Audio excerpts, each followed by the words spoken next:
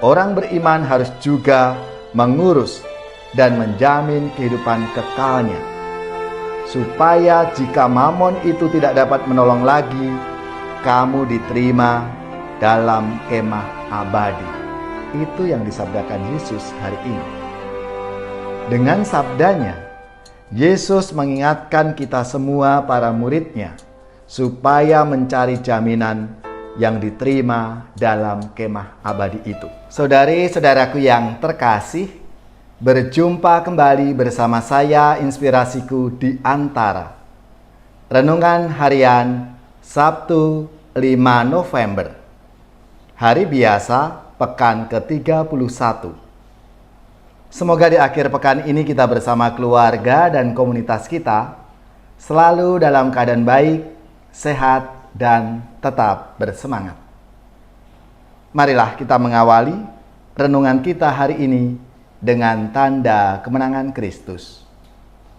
Dalam nama Bapa dan Putra dan Roh Kudus. Amin. Allah Bapa sumber kekuatan, Engkau memanggil setiap orang untuk ambil bagian dalam sejarah keselamatanmu. Semoga kami mengalami kekuatan sabdamu, dan semoga kami dengan setia menjaga janji penyelamatanmu bagi setiap orang. Dengan pengantaraan Yesus Kristus Putramu Tuhan kami, yang bersama dengan Dikau dalam persatuan Roh Kudus, hidup dan berkuasa Allah sepanjang segala masa. Amin. Dalam nama Bapa dan Putra dan Roh Kudus. Amin. Inspirasi kita hari ini dari Injil Suci menurut Lukas bab 16 ayat 9 sampai 15. Marilah kita siapkan kitab suci kita masing-masing. Kita akan membaca bersama-sama lalu merenungkannya. Yesus berkata kepada murid-murid-Nya, "Ikatlah persahabatan dengan mempergunakan mamon yang tidak jujur, supaya jika mamon itu tidak dapat menolong lagi, kalian diterima dalam kemah abadi. Barang siapa setia dalam perkara-perkara kecil, ia setia juga dalam perkara-perkara besar. Dan barang siapa tidak benar dalam perkara-perkara kecil, ia tidak benar juga dalam perkara-perkara besar. Jadi, jika kalian tidak setia mengurus mamon yang tidak jujur, siapakah yang akan mempercayakan harta sejati kepadamu? Seorang hamba tidak mungkin mengabdi dua tuan, karena jika demikian ia akan membenci yang seorang dan mengasihi yang lain.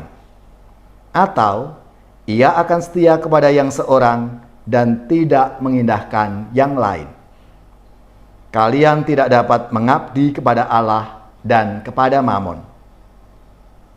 Semuanya itu didengar oleh orang-orang Farisi, hamba-hamba uang itu, dan mereka mencemoohkan Yesus.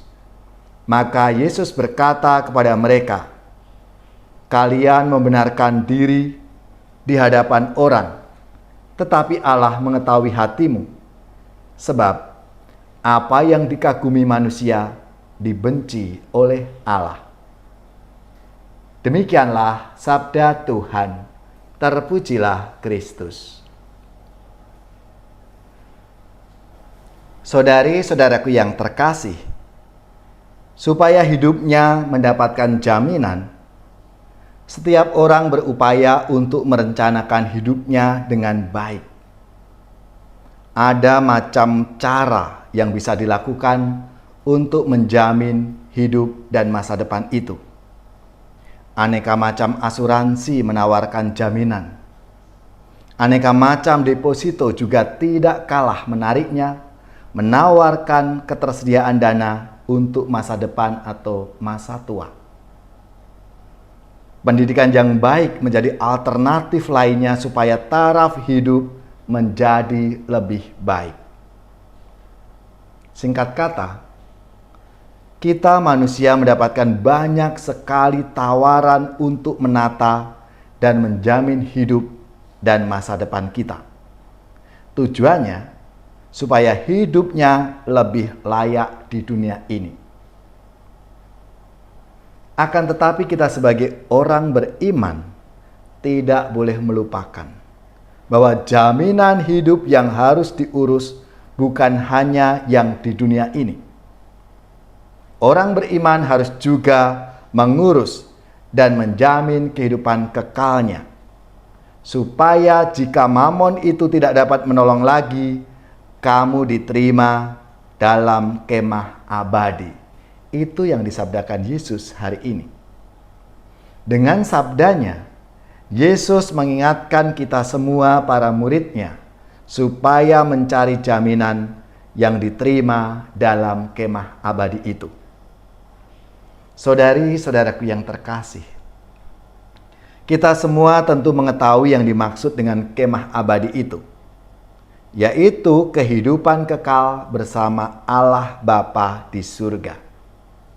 Salah satu nasihat yang disampaikan Yesus supaya para muridnya memperoleh jaminan hidup abadi adalah kesetiaan dalam perkara-perkara kecil selama hidup di dunia ini. Perkara-perkara kecil adalah sarana manusia untuk berlatih, mempertanggungjawabkan aneka macam tugas dan anugerah yang diterimanya dari Tuhan. Semakin bertanggung jawab mengelola perkara-perkara kecil kepada seseorang, Allah akan memberikan kepadanya perkara-perkara yang lebih besar. Perkara yang lebih besar itu adalah hal-hal yang menyangkut kesejahteraan hidup untuk semakin banyak orang.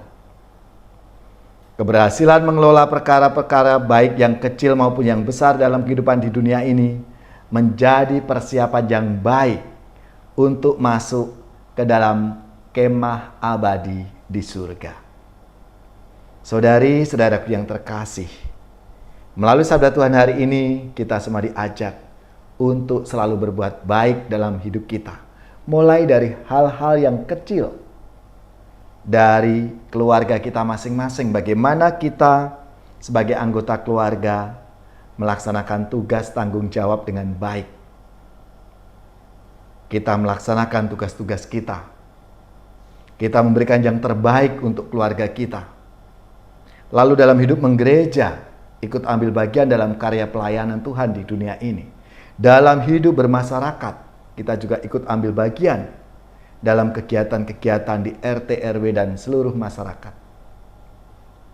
Marilah saudari-saudariku yang terkasih, kita semua dipanggil untuk menjadi pribadi-pribadi yang baik, sehingga pada saatnya nanti kita semua dikumpulkan dalam kemah abadi di surga bersama Allah Bapa.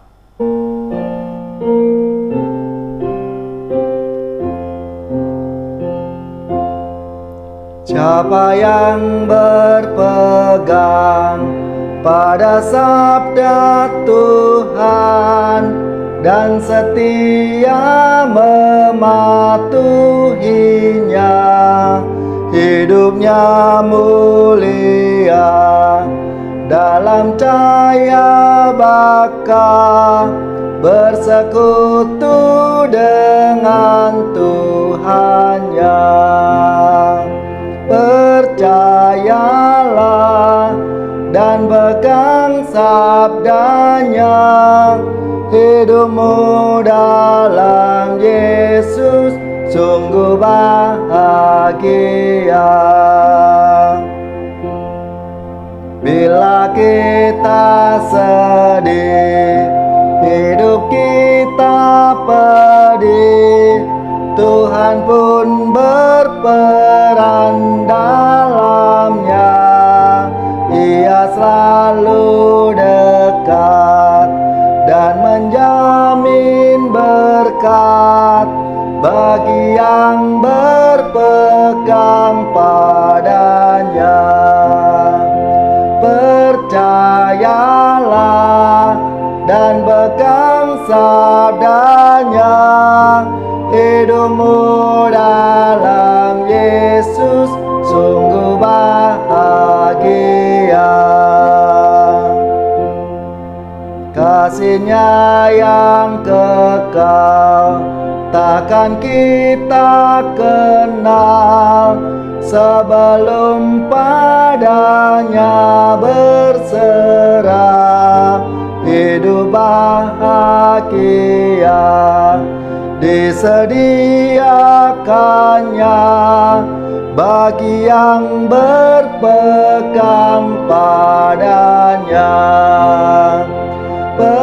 Percayalah dan pegang sabdanya, hidupmu dalam Yesus sungguh bahagia.